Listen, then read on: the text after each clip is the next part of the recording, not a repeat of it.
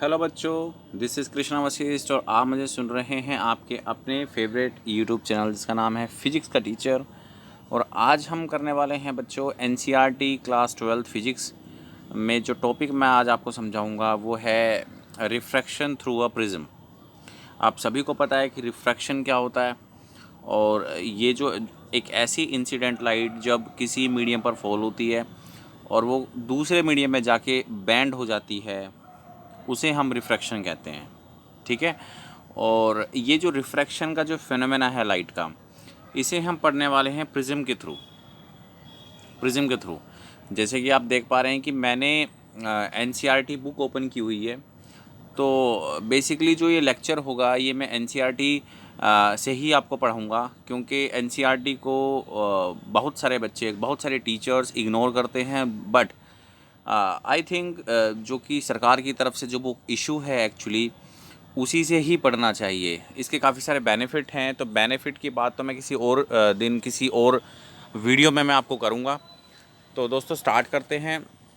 Basically NCERT से ही हमें topic करना है, तो इसको word by word language to language मैं आपको बताता हुआ चलूँगा। तो आपको आई थिंक समझ में आएगा। वीडियो थोड़ा सा लंबा हो सकता है बिकॉज़ मैं सारे पॉइंट्स आपको समझाने की कोशिश करूँगा। ठीक है, आपको काफ़ी मज़ा आएगा और पूरा जो कॉन्सेप्ट है वो मैं आपको डिटेल में एक्सप्लेन करूँगा। तो दोस्तों स्टार्ट करते हैं टॉपिक आपका। देखो इसमें लिखा हुआ है कि एक फिगर है। प्रिज्म क्या होता है, सबसे पहले तो मैं आपको बता दूं, प्रिज्म एक ट्रायंगुलर शेप होती है। मैं आपको दिखा भी देता हूं। ये जो ट्रायंगुलर शेप है दैट इज़ कॉल्ड प्रिज्म। आपने स्कूल में देखा भी होगा। ठीक है, तो इस फिगर की ही बात हो रही है। बेसिकली यहाँ पर figure 9.23 shows the passage of light. मतलब एक लाइट का जो पैसेज होता है वो प्रिज्म पर फॉल होता है, और प्रिज्म पर फॉल होने के बाद जो एंगल ऑफ इंसिडेंस होता है, मतलब अगर मैं यहाँ पर बनाऊँ, देखो यहाँ पर ये जो लाइट है that is called incident light. और ये प्रिज्म पर जब फॉल होगी तो एक एंगल बनेगा। अगर मैं यहाँ पर एक नॉर्मल ड्रॉ कर दूँ तो ये एंगल होगा आई। मैं मान के चल रहा हूँ कि आपको थोड़ा बहुत बेसिक ऑलरेडी पता होगा, क्योंकि चैप्टर का बिल्कुल एंड वाला ही पॉइंट है ये। तो ऑलरेडी आपको पता होगा कि नॉर्मल ड्रॉ करने से इंसिडेंट एंगल के बीच में जो एंगल होता है that is called incident angle, incidence angle. तो जब ये कोई भी लाइट प्रिज्म के ऊपर फॉल होती है तो ऑब्वियस सी बात है कि एयर से ग्लास के अंदर जा रही है, तो रिफ्रैक्शन होगा, टूवर्ड्स द नॉर्मल होगा। तो एक जो एंगल बनेगा उसे हम आई बोलेंगे, और दूसरी तरफ जो एंगल बनेगा, मतलब यहाँ पर थोड़ा सा जब ये बैंड हो जाएगी तो दूसरी तरफ जो एंगल बनेगा उसे हम बोलेंगे आर, एंगल ऑफ रिफ्रैक्शन। और यही चीज़ अगर दूसरी क्योंकि दो रिफ्रैक्शन होंगे बेसिकली, अगर आपको मैं आपको डिटेल में बताऊँ, there will be two refraction. जैसे कि मैं यहाँ पर देखो आपको दिखाई देता हूँ, ये वाला डायग्राम आपको थोड़ा समझ में आ जाएगा। ये ट्रायंगुलर शेप है ABC, ये आपकी इंसिडेंट लाइट है। ये वाला जो एंगल है ये एंगल आपका एंगल ऑफ इंसिडेंस हो गया। अब ये वाला जो फेस होता है बच्चों, ये एयर होती है, ये एयर होती है, और इसको हम बोलते हैं ग्लास। ग्लास से बन के प्रिज्म आपका बनता है। तो सीधी सी बात है, जब कोई इंसिडेंट लाइट एयर से ग्लास के अंदर जाएगी देन फिर वो उसको ग्लास से एयर की तरफ भी जाना पड़ेगा। मतलब देखो यहाँ यहाँ ग्लास से देन फिर एयर की तरफ भी लाइट आ रही है। तो यहाँ पर कितने रिफ्रैक्शन हुए? यहाँ पर दो रिफ्रैक्शन हुए, एक तो एयर से ग्लास, देन ग्लास से एयर। ओके, और इस वाले एंगल को एंगल ऑफ इंसिडेंट, ये एंगल ऑफ रिफ्रैक्शन हो गए हैं। और ये वाला जो एंगल है दोस्तों ये है एंगल ऑफ इमरजेंट या एंगल ऑफ इमरजेंस। मतलब एंगल ऑफ इंसिडेंट बताता है कि लाइट कितने एंगल से एंटर की है, और एंगल ऑफ इमरजेंट बता रहा है लाइट कितने एंगल से बाहर आई है। ठीक है, आई थिंक ये एंगल आपको क्लियर हो गए होंगे। और इसको बोलते हैं दोस्तों यहाँ पर, ये इसको बोलते हैं प्रिज्म एंगल। इसको क्या बोलते हैं? प्रिज्म एंगल बोलते हैं। और यहाँ पर जो है ये वाला जो एंगल आप देख रहे हो, मतलब अगर मैं इस लाइट को थोड़ा आगे की तरफ एक्सटेंड कर दूँ और इस लाइट जो इमरजेंट लाइट है इसको थोड़ा पीछे की तरफ एक्सटेंड कर दूँ, तो जो ये एंगल बना है that is called angle of deviation. अब एंगल ऑफ डिविएशन क्या होता है दोस्तों, कि लाइट जब बैंड होती है तो कितने डिग्री से वो बैंड हुई, ये हमें बताता है। कोई भी लाइट कितना बैंड हुई है ये हमें बताता है एंगल ऑफ डिविएशन। आपको पता है कि वाइट लाइट जब किसी प्रिज्म पर पड़ती है, किसी ट्रांसपेरेंट ग्लास पर पड़ती है, तो जो वाइट लाइट होती है वो 7 कलर से मिलके बनती है। तो मतलब वो 7 कलर डिफरेंट डिफरेंट आपको दिखेंगे। तो उसमें जो ईच कलर है वो बैंड होगा और सभी कलर का एंगल ऑफ डेविएशन डिफरेंट होगा। ये हम आगे डिस्कस करेंगे। इस फिनोमेना को हम डिस्पर्जन कहते हैं। इस फिनोमेना को क्या कहते हैं? डिस्पर्जन कहते हैं। तो अगर आप देखोगे तो स्टार्टिंग में सारा जो है वही चीज़ लिखी हुई है। एंगल ऑफ डिवीज़न के बारे में मैंने आपको बताया। तो यहाँ पे हम इसका कैलकुलेशन करने वाले हैं। एंगल ऑफ डिवीज़न का हम कैलकुलेशन करेंगे, ओके। और साथ में एक फार्मूला और हमें यहाँ पर प्रोड्यूस करना है which is refractive index. Refractive index भी हम यहाँ पर कैलकुलेट कर सकते हैं। और बच्चों ये एक एक्सपेरिमेंट भी है। आपके टीचर्स आपको एक्सपेरिमेंट कराएंगे लैब में, सिलेबस में है इसका एक्सपेरिमेंट। तो ये सारी चीज़ें मैंने बेसिक इस डायग्राम के अबाउट आपको एक्सप्लेन की है। चलते हैं आगे। अब हम इसका डेरिवेशन करने की कोशिश करेंगे, ओके। तो ये डायग्राम आपको सारा समझ में आ गया है। इसको हम बेस बोलते हैं। ये बच्चों ये बेस है प्रिज्म का। और प्रिज्म ऑलरेडी मैंने आपको एक्सप्लेन ही कर दिया है। तो यहाँ पर 4 एंगल है, आई, R1, R2, E and delta, sorry 5 angles हैं। तो अब हम इसका डेरिवेशन करने की कोशिश करते हैं। उम्मीद है कि आपको चीज़ें समझ में आ रही हैं। चलते हैं, स्टार्ट करते हैं। देखो यहाँ पर देखो, सबसे पहले इसे पढ़ो, इन द क्वाड्रिलेटरल AQNR। अब यहाँ पर आपको क्वाड्रिलेटरल दिखाई दे रहा है। ये A है, Q है, N है और ये R है। 4 पॉइंट्स है, क्वाड्रिलेटरल है। तो आपको पता है क्वाड्रिलेटरल के जो अपोजिट एंगल्स होते हैं उनका अगर मैं सम लूँ तो वो 180 डिग्री के बराबर आता है। वैसे चारों एंगल का सम होता है 360 के बराबर, लेकिन जो अपोजिट एंगल्स होते हैं, तो अपोजिट एंगल्स कौन से हो जाएंगे? एक तो A हो जाएगा अपोजिट एंगल, एक हो जाएगा आपका N हो जाएगा अपोजिट एंगल। तो ये वर्टिकल अपोजिट हैं। तो इनको अगर मैं सम करूँ तो इनका जो सम आएगा वो होगा 180 डिग्री। तो यहाँ पर देख लो, इसी क्वाड्रिलेटरल में यानी कि AQNR में एंगल A और एंगल N ये आपका 180 डिग्री के बराबर है, ठीक है। तो ये स्टेप आपको क्लियर हो गया। उसके बाद फ्रॉम द ट्रायंगल QNR, अब यहाँ पर देखो QNR देखो आप, यहाँ पर देखो ये Q है, ये N है और ये R है। तो इसमें आपको पता है ट्रायंगल है, तो ट्रायंगल के तीनों जो एंगल होंगे वो आपके होंगे, जो ट्रायंगल के तीनों एंगल का जो सम होगा वो होगा 180 डिग्री। तो ऑब्वियस सी बात है, अब देखो यहाँ पर लिखा हुआ है 180 degree. Angle R1, R2 and QNR, again an angle ले लिया इसने 180 डिग्री। तो ये स्टेप्स भी आपको क्लियर है। अब हम क्या करेंगे क्या कि जैसे ये देखो, ये इसको फर्स्ट इक्वेशन आप मान लें, इसको मान लें सेकंड इक्वेशन, दोनों को आप सब्ट्रैक्ट कर दें। तो सब्ट्रैक्ट करने के बाद क्या होगा कि QNR आपस में आपका हो जाएगा कैंसिल। तो बचेगा क्या? बचेगा आपका R1 + R2 = A। ये आपका इक्वेशन आपके पास आएगा, मतलब R1 + R2 = A, ठीक है। अच्छा, उसके बाद अब यहाँ पर हम कोशिश करेंगे angle of deviation find out करने की। तो देखो यहाँ पर थोड़ा सा आपको ध्यान से देखना है कि यहाँ पर आप देखें कि जो एंगल ऑफ डेविएशन है, अगर मैं आपको दिखाऊं ये वाला पॉइंट, ये एंगल ऑफ डेविएशन है डेल्टा। अब दोस्तों ज्योमेट्री में एक थ्योरम होती है कि कोई भी जो ट्रायंगल होता है उसके जो इंटीरियर एंगल का सम है वो एक्सटीरियर एंगल के बराबर होता है। मान लो कि ये आपका जो है एक ट्रायंगल है, मान लो ये एंगल आपका A है, ये आपका B है और ये आपका C है। तो जो इंटीरियर एंगल हो गए वो तो A और B हो गए, और जो एक्सटीरियर एंगल हो गया वो हो गया C। तो A + B को मैं C लिख सकता हूँ, A + B को मैं C लिख सकता हूँ। तो यही थ्योरम जो है I am going to apply to the next step. थोड़ा सा आपको ध्यान से देखना होगा। इसको थोड़ा सा मैं जूम कर देता हूँ ताकि अच्छे से आपको समझा पाऊँ, दिखा पाऊँ। ये देखिए, सबसे पहले अगर ये एंगल आपका I है तो ये कंप्लीट एंगल आपका I के बराबर होगा, वर्टिकल अपोजिट एंगल हो जाएगा ये, ठीक है। अगर ये वाला एंगल आपका I है तो दूसरी तरफ जो एंगल बनेगा वो भी I होगा। अब उसके नीचे वाले पार्ट को आप जानते हैं विच इज़ R1, ठीक है। ये R1 तो आपको पता हो गया। तो अगर मैं आपको कहूँ कि ऊपर वाला एंगल क्या होगा, तो इसका क्या जवाब होगा आपके पास? मतलब मैं इस ट्रायंगल की बात कर रहा हूँ, ये वाला ट्रायंगल की मैं बात कर रहा हूँ। तो ऊपर वाला एंगल क्या होगा? ये वाला एंगल, ये वाला एंगल क्या होगा? तो तो ऑब्वियसली बात है, अगर कंप्लीट एंगल आई है और नीचे जो छोटा सा हिस्सा वो R1 का है, तो ऊपर वाला एंगल हो जाएगा I माइनस R1। पता ही समझ में। ऐसे ही ये कंप्लीट एंगल आपका E के बराबर होगा, तो ऊपर वाला एंगल कितना होगा, E माइनस R2 होगा। तो अगर मैं बात करूं तो ये वाला जो एंगल है ये तो I माइनस R1, और ये वाला जो एंगल है ये हो जाएगा E माइनस R2।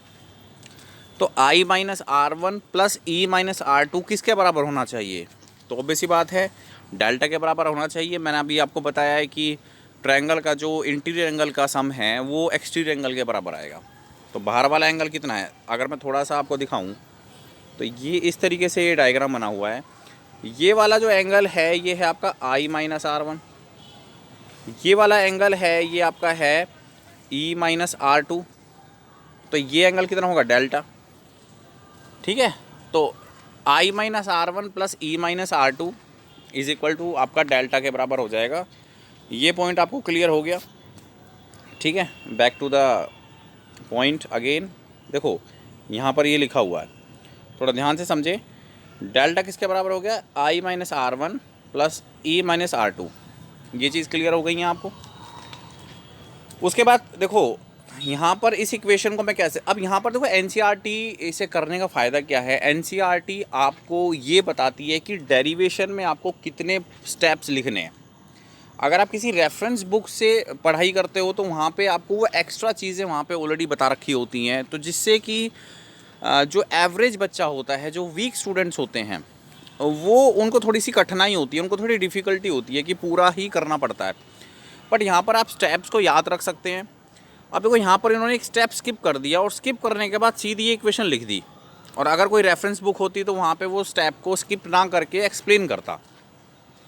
तो यहाँ पे मैं आपको बता देता हूँ कि यहाँ पर इन्होंने किया क्या है कि देखो हमारे पास है R1 प्लस R2 की वैल्यू A है ना।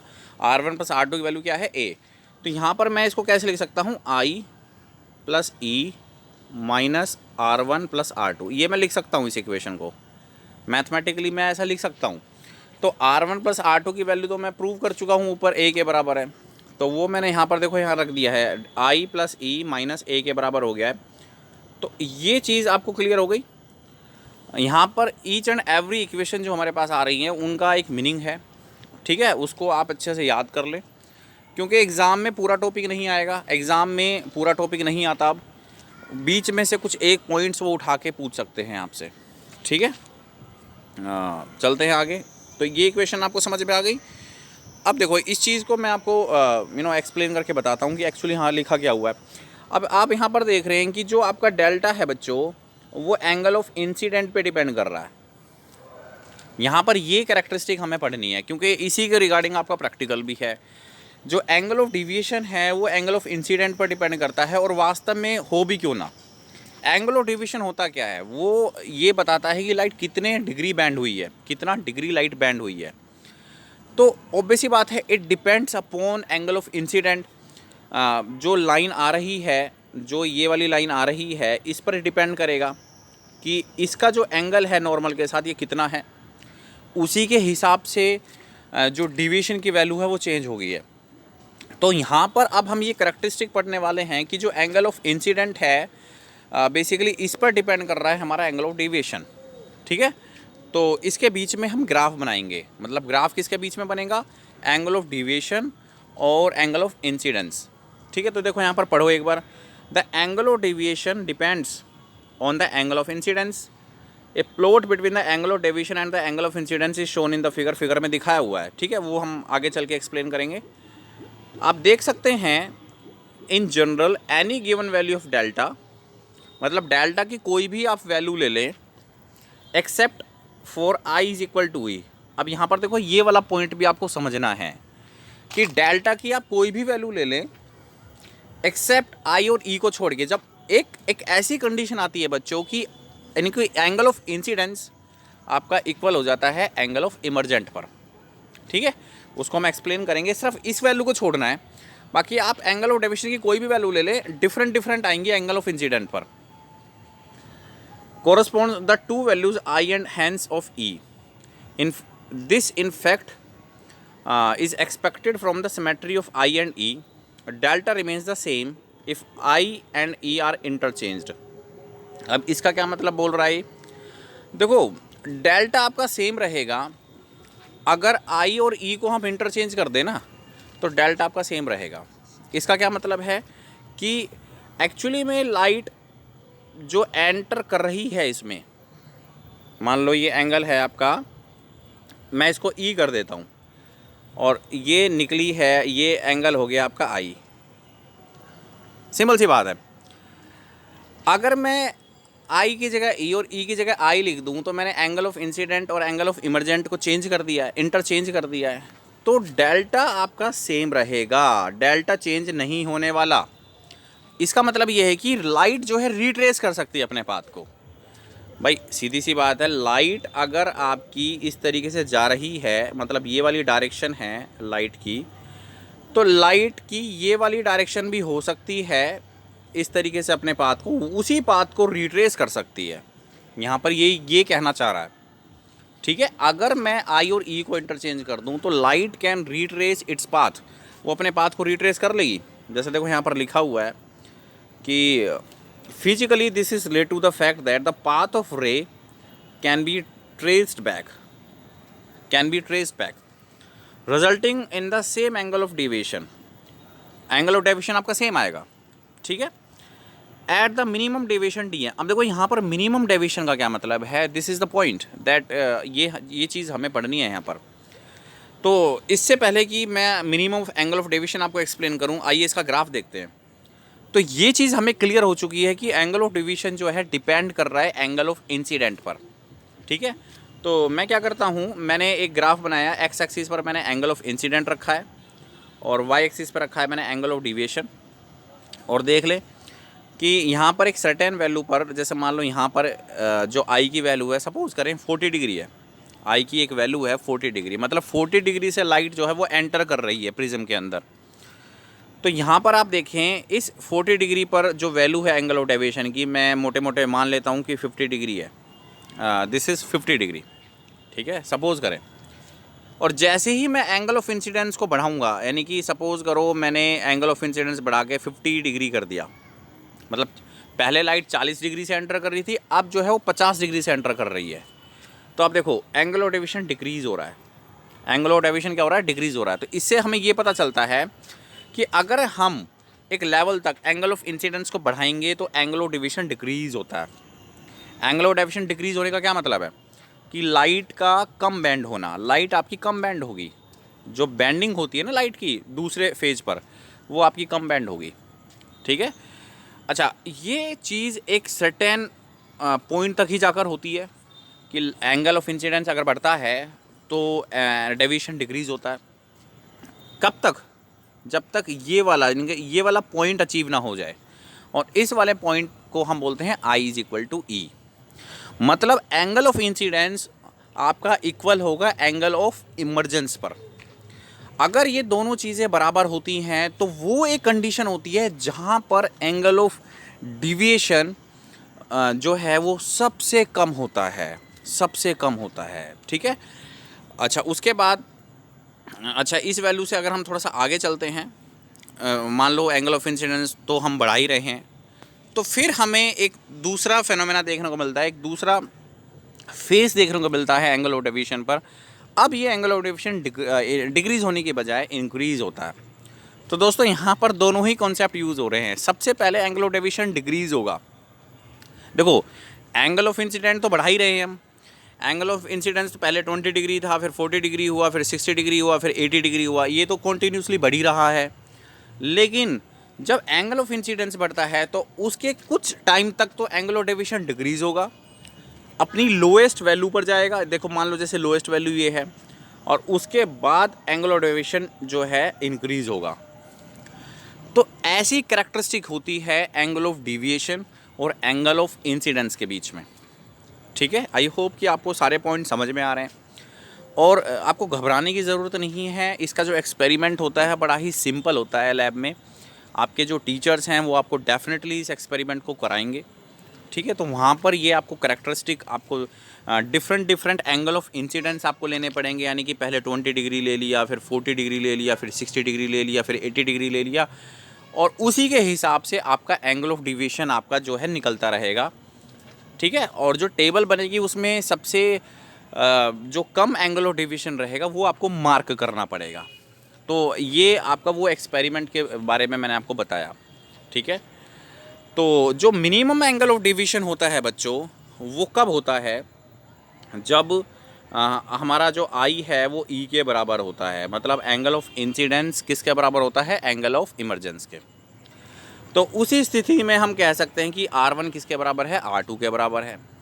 तो अब यहाँ पर आपको ये पॉइंट याद रखना है बच्चों कि मिनिमम एंगल ऑफ डिवीजन क्या है।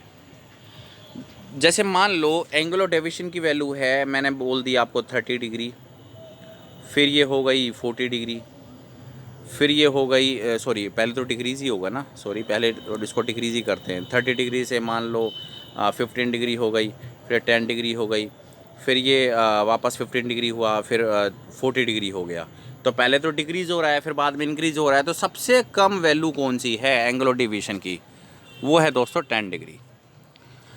अब 10 डिग्री सबसे कम है, तो इस एंगल ऑफ डिवीजन को हम मान के चल रहे हैं बच्चों, दिस इज़ आपका जो ये है वो है DM। NCERT में जो बता रखा है विच इज़ DM। अब बच्चे यहाँ पर कंफ्यूज होते हैं कि भाई DM होता क्या है। देखो DM minimum angle of division है, लेकिन ये एंगल ऑफ डिवीजन ही है यहाँ पर, क्योंकि ये सबसे कम है तो इसको हमने एक स्पेशल नाम दे दिया, एक स्पेशल हमने इसको सबस्क्रिप्ट प्रोवाइड कर दी और इसको बोल दिया DM। इसको क्या बोल दिया, किसी की जो रेफरेंस बुक होती है उसमें डेल्टा M बोलता है, वो डेल्टा M। ठीक है। तो ये जो M है यहाँ पर ये मिनिमम शो करता है कि कम से कम एंगल, और इसकी इस कंडीशन को भी आप याद करें, इसकी इस कंडीशन को भी याद करें कि मिनिमम एंगल ऑफ डिवीजन कब होता है, जब आपका I किसके बराबर होता है, E के बराबर होता है। अच्छा, अब यहाँ पर अब मैं आपको ये चीज़ भी क्लियर कर देता हूँ कि एक्चुअली इसको प्रैक्टिकली किस तरीके से विजुलाइज कर पाएंगे।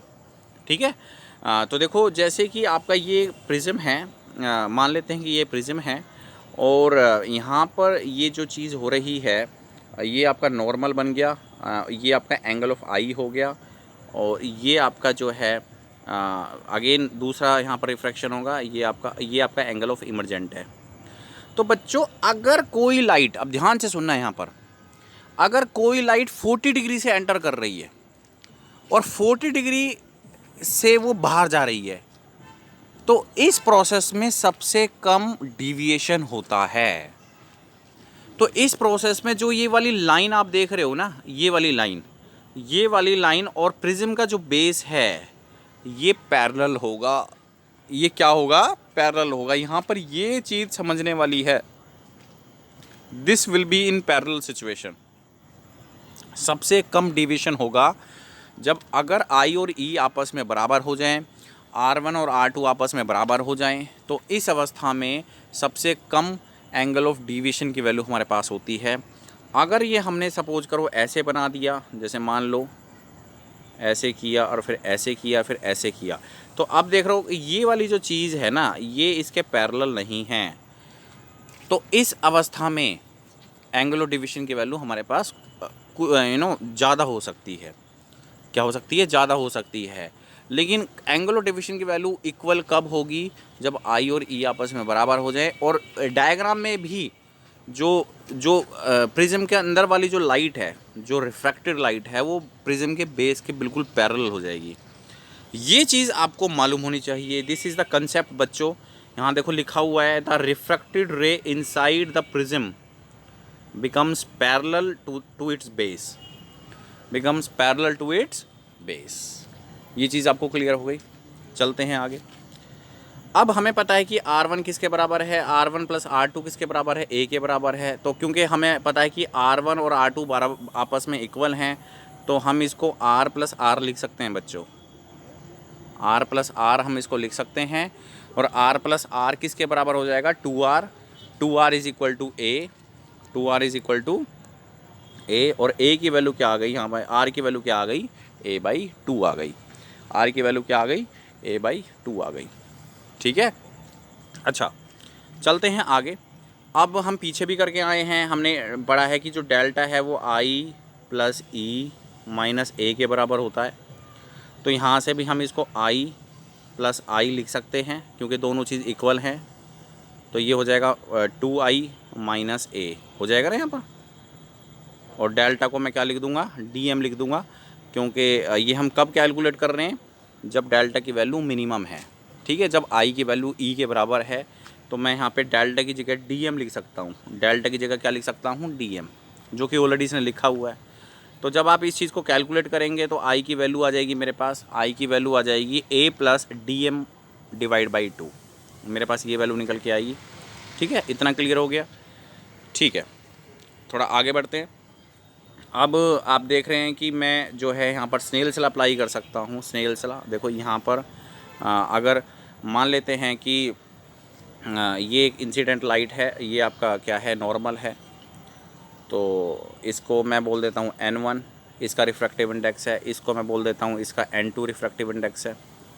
ठीक है, तो ये एंगल अगर I है और ये एंगल अगर R है तो स्नेल्स ने यहाँ पर अप्लाई कर सकते हैं स्नेल्स लॉ। स्नेल्स लॉ क्या होगा, n1 sine I is equal to n2 sine R। यहाँ पे हम लिख सकते हैं, है ना। यहाँ पे थोड़ा क्लियर दिखा देता हूँ, n1 sine I is equal to n2 sine R। ये मेरा स्नेल्स लॉ बन जाएगा। ये क्या बन जाएगा, स्नेल्स लॉ। ठीक है, और वैसे अगर आपको नहीं पता कि भाई स्नेल्स लॉ किस तरीके से अप्लाई होता है तो नेक्स्ट वीडियो में बनाने की कोशिश करूँगा रेगुलर बेसिस पर। तो मैं वहाँ पे आपको बता दूँगा कि स्नेल्स लॉ हम किस तरीके से अप्लाई करते हैं। तो मैं यहाँ पर लिख सकता हूँ बच्चों n2 बाई में n1 लिख सकता हूँ, और ये हो जाएगा मेरा साइन I बाई में साइन R हो जाएगा। ठीक है, अब देखो NCERT में क्या है कि इन्होंने इनके स्टेप्स कम क्यों होते हैं, बिकॉज़ ये ना जो स्टेप्स इम्पोर्टेंट नहीं है, जो स्टेप्स की स्टेप मार्किंग नहीं है, उन स्टेप्स को ये लिखते नहीं हैं NCERT बुक में। अब यहाँ पर देखो इन्होंने डायरेक्टली इस चीज़ को कर दिया है, क्योंकि अगर आप NCERT स्टार्टिंग से पढ़ रहे हो तो आपको समझ में आ जाएगा ऑलरेडी। लेकिन अगर किसी दूसरी बुक में देखोगे तो वहाँ पर इस चीज़ को वो एक्सप्लेन करेंगे। n2 बाई n1, तो साइन I, जैसे मैंने लिखा आपको साइन I, तो साइन I में इसने वैल्यू रख दी है, ये वैल्यू रख दी है a plus D M by 2, और साइन R में इसने वैल्यू रख दी है a बाई 2। तो आई थिंक आपको ये समझ में आ गया है, साइन I अपॉन में साइन R, I में I की वैल्यू रख दी, R में R की वैल्यू रख दी।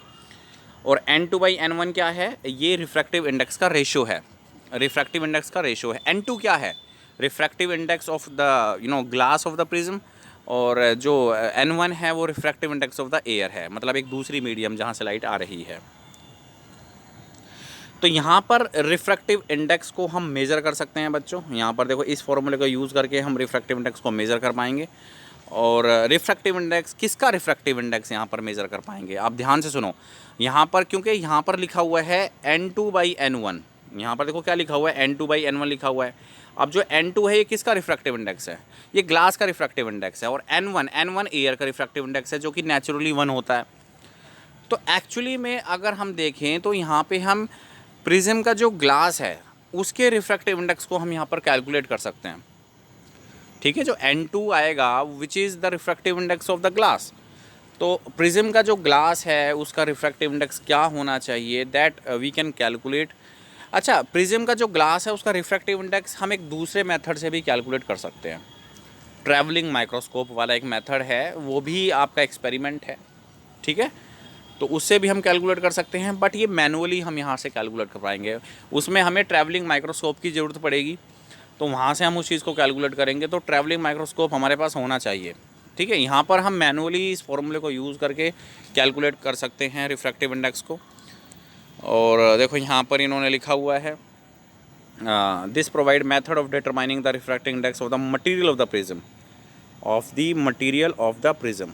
ठीक है, अच्छा, क्योंकि ये एंगल बड़े स्मॉल होते हैं, जो रे ऑप्टिक्स में हम जो एंगल्स पढ़ रहे हैं साइन I, तो साइन I को हम ऑलमोस्ट लिख सकते हैं I, साइन R को हम ऑलमोस्ट लिख सकते हैं R। तो यहाँ से हमने साइन को हटा के और ये लिख दिया है। अच्छा, यहाँ से जब हम इस चीज़ को कैलकुलेट करेंगे तो एक्चुअली अगर मैं इस इक्वेशन से DM कैलकुलेट करूँ तो DM मेरे पास आ जाएगा।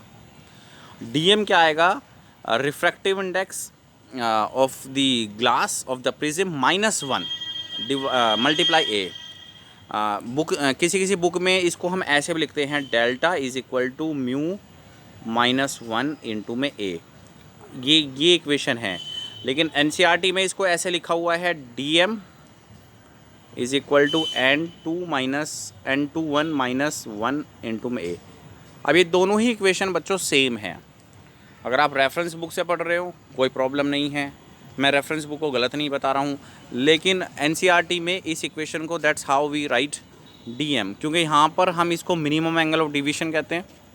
और N21 तो आपको पता ही है, -1 इंटू में ए। ए क्या है? ए है यहाँ पर प्रिज्म एंगल। ए क्या है? Prism angle. अब आप देख पा रहे हैं, इट इम्प्लाइज दैट, यहाँ पर एक चीज़ वेरी वेरी इंपॉर्टेंट है, for a small angle of prism, जब प्रिज्म एंगल आपका स्मॉल होगा तो इसका मतलब जो प्रिज्म होगा वो थिन होगा। मान लेते हैं, जैसे मान लो एक प्रिज्म ये हो गया आपका, ये एंगल ऑफ प्रिज्म हो गया, और ये मान लो 30 डिग्री है, और एक हो गया आपका, ये मान लो आपका 50 डिग्री है, तो थिन वाला ये वाला प्रिज्म है, ठीक है। अगर एंगल ऑफ प्रिज्म आपका स्मॉल आ गया तो प्रिज्म आपका थिन हो गया, तो उस केस में DM जो है वो वेरी वेरी स्मॉल होगा, मतलब एंगल ऑफ डिवीजन आपका बहुत कम होगा थिन प्रिज्म के अंदर। जो पतला प्रिज्म होगा उसके अंदर एंगल ऑफ डिवीजन की वैल्यू बड़ी ही स्मॉल होगी। तो जब भी कोई प्रिज्म हम लेते हैं तो उस प्रिज्म के अंदर जो है, जब लाइट इंसिडेंट होती है तो लाइट जब बैंड होती है, थिन अगर प्रिज्म होगा तो लाइट बहुत ही कम बैंड होगी। तो इसलिए प्रिज्म हमारे पास थोड़ा मोटा होना चाहिए। प्रिज्म अगर मोटा होगा तो एंगल ऑफ डिवीजन जो है वो लार्ज होगा, तो वो अच्छे से हमें उस चीज़ को देख सकते हैं, उस चीज़ को विजुलाइज कर सकते हैं, ठीक है। तो आई थिंक आपको ये चीज़ समझ में आ गई है। तो ये कंप्लीट बच्चों एक टॉपिक मैंने आपको कराया है, टॉपिक का नाम है refraction through a prism. Refraction through a prism बहुत ही इंपॉर्टेंट टॉपिक है। अगर आप एनसीईआरटी से इसको पढ़ेंगे अच्छे से, पूरा लेक्चर अगर आपने देखा है, तो मैंने आपको थोड़ी सी कोशिश करी है कि आपके कॉन्सेप्ट को मैं क्लियर कर पाऊँ। एंड मैं, और जो नेक्स्ट टॉपिक इससे रिलेटेड है वो इसका डिस्पर्जन फेनोमेना इन्होंने एक्सप्लेन किया हुआ है, जो कि आई थिंक आपने ऑलरेडी 10th में पढ़ा भी हुआ है। मैं वीडियो बनाऊंगा उससे रिलेटेड भी, ठीक है। उम्मीद करता हूं कि आपको ये पूरा वीडियो सेशन समझ में आया है, और कोशिश करूंगा जो भी टॉपिक मैं रिकॉर्ड करूं वो सारा एनसीईआरटी कंटेंट हो। एनसीईआरटी को थोड़ा सा इम्पोर्टेंट बनाना है। Thank you very much. जल्दी जल्दी वीडियो बनाने की कोशिश करूंगा आप सभी लोगों के लिए। इस वीडियो को देखने के लिए धन्यवाद दोस्तों, बाय।